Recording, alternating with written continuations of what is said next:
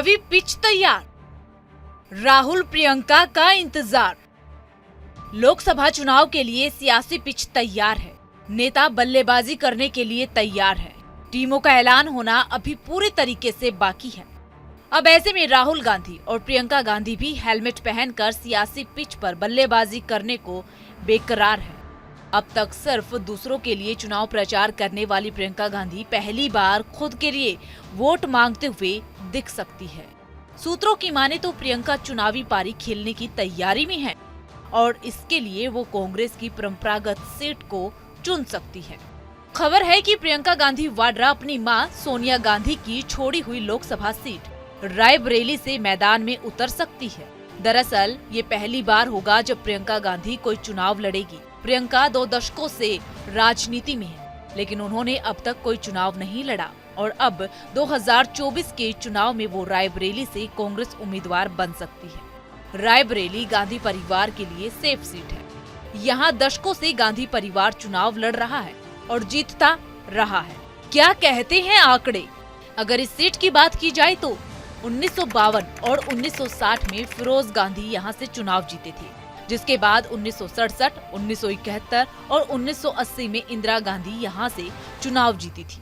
साल 2004 से 2019 तक रायबरेली सीट पर सोनिया गांधी ही जीतती रही हैं। अब 2024 में सोनिया गांधी लोकसभा चुनाव नहीं लड़ेगी, वो राज्यसभा के लिए चुन ली गई हैं। रायबरेली सीट गांधी परिवार के पास ही रहे, इसलिए प्रियंका के यहाँ से लड़ने की उम्मीद है। वैसे तो अमेठी भी गांधी परिवार के लिए काफी सेफ सीट में गिनी जाती है, लेकिन 2019 के चुनाव में कांग्रेस का ये भ्रम टूट गया था। 2019 में हार के बावजूद कांग्रेस सांसद राहुल गांधी 2024 में भी अमेठी से चुनाव लड़ सकते हैं।